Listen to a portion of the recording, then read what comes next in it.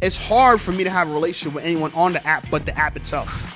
The app is what's keeping me coming back, right? I'm on the app more than I'm texting girls. I'm on the app more than I'm on dates with girls. Hey, call me Shape. And today we're going to talk about why dating apps are keeping people single. And I really mean it. Even though last night I went on a Hinge date that was very successful, the girl looked better than her pictures, and we had a great night, I still believe Hinge is keeping people single. And I'm going to give you my reasons. I'm going to get right into it. So my first reason is this. There's just way too many options, okay? You could swipe right, swipe left on hundreds and hundreds of matches in your area, 30 miles from where you live, and it never ends. Now, in my opinion, dating apps don't work that great for average men. I watched some videos where average men are saying that they get like 2 matches a month. I'm someone, I get like 8 to 10, maybe even 12 matches a day. You know, so you figure I could do anywhere between 240 matches to possibly 300 matches a month. But I don't even be on the app that much, right? But so far, within less than a year, off of one app, I've had 400 matches. Now, I don't know if you're familiar with the book, The Paradox of Choice. It's one of these great books that came out maybe 10 years ago or so. But it talks about the more choices that you have, the harder it is to actually choose something. This is why a lot of restaurants now are reducing their menu to a few items rather than a vast amount of items to help customers make their decision. The same issues with this, you know, when you're on a dating app and you could keep swiping and get a bunch of matches for girls and guys, it's really hard to decide on one person. Now you become way more critical. You look at people way harder. You scrutinize them way harder, and you seem to become less satisfied. All of these things are covered in the book, The Paradox of Choice. I suggest you read it. Excellent book. So that's the main reason. I got a lot of options. I've been in about 3 relationships within the last year because of Hinge alone. I predominantly use Hinge. The other apps like Bumble to me are like whack, and Tinder, I don't know, it doesn't really work well for me. I've had some success on it. And Facebook dating app, I used it more, but I had so much success with Hinge, I just put all my effort into Hinge, to be honest with you. So that's the number one reason. Too many options. Reason number 2, and this is a reason that I think most people can relate to. It rewards narcissistic behavior. Now, the problem with narcissists, everyone's talking about it these days. It's like the most popular keyword for dating these days. Oh my God, I'm dating a narcissist. I'm a narcissist. What they're really talking about, they're dating a selfish guy. Now, if you're a selfish guy and you get your hands on a dating app and you're attractive, so you're an attractive narcissist, yeah, it rewards you. Why? Hinge has this thing called standouts. I don't know if you guys ever used the app before, but you have 2 types of, I guess, search engines on Hinge. You have the your matches or local matches or like just a bunch of people you could probably match with. And then you have standouts. Standouts are people who are getting a lot of attention in your area, meaning they're getting a lot of matches, and you're supposedly unlikely to match with them. So instead of a traditional like, you could give them a rose. Now, you could buy roses, but Hinge gives you 1 a week. So 4 a month, 1 a week. They're scarce. They're artificially scarce, right? And so it suggests that it's a more desirable way of liking someone or matching with someone.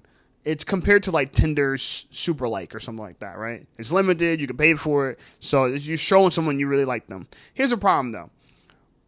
Hinge and Tinder are rewarding men who do very well with women, and they're essentially punishing everybody else, which is what's causing a lot of the dating problems to begin with. Average women are going after the top 20% of men. Average men feel like unseen, unheard. And instead of trying to adjust it so more average men are dating, they're actually accelerating it by helping men who are doing good with women already. Like me, I've gotten a few roses from Hinge, so Hinge has put me on the standouts before, and I'm getting a ton of matches to the point where, like, I got girls in my Hinge DM and inbox I still haven't responded to, like a bunch. And it gets overwhelming, you know what I'm saying? It's like looking at your email and you got like mad emails to read through and you just end up reading none of them. That's kind of what's going on, especially like I said, because I'm still going on dates. I'm transitioning some girls from the app into in person. So we're meeting up, we're exchanging numbers. And so I got a limited amount of time to hustle, grind, do what I got to do, talk to the girls I'm meeting, and continuously, funnel girls from Hinge to my life. It gets to the point where, like I said, they reward me because they're giving me more matches. You know what I'm saying? More girls. For some reason, this is the weirdest thing with Hinge and just dating in life. Once you start getting good with girls, you start building yourself a roster, right? More women want to join. Like when you have nothing, when you have nobody, no girls are fucking with you. But the minute you start having success with girls, they all come running in, you know what I'm saying, as a group. And that's what's happening now. I'm having success with the girl last night. I got some other girls I'm having success with. And it just seems like a ton of girls are coming in now. And so it's good for me, but I know I'm not the average person. So the average person is failing with it. And that's who we really need to help. We really need to help the average guy, not someone like me. You don't have to give me extra matches, put me on standouts. You really should try to help promote the average guy. But these apps don't want to do that because they want girls to feel like, all right, this is where all the hot guys are. This is where all the top guys are. And make all 80%, 100% of women compete for 10% of men. Benefits the men, hurts the women, not enough men for the women. So it's out of balance in that part. And it completely hides all the average guys. So that's a big reason why Hinges and all these dating apps are not helping people get together. In fact, they're keeping them single. The last point, and I think this is a little bit, you could go down a kind of conspiracy realm this way. But the last point is these apps keep people single by design. And here's how. These apps were designed to be addictive. And what I mean by that is that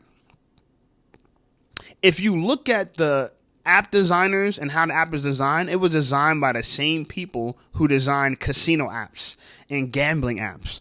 So they're designed to give you these uncertain rewards. I don't know if you ever seen B.F. Skinner, when the reward is uncertain and or not consistent or inconsistent rewards. When you get an inconsistent reward, people will work harder and longer at something than they would if the reward was consistent. They tried this out with rats. If you help rats hit a button and they get a reward for it, they'll hit that button less than if every time they hit the button, the reward's every 3 times they hit the button or every 4 times, or as long as it's inconsistent. It's inconsistent. Then, you know what I'm saying, people play a lot longer, they stay a lot longer. Hinge is like that too. I'm on spurts of Hinge where I'm doing really well. And then I'm on spurts with Hinge where, I'm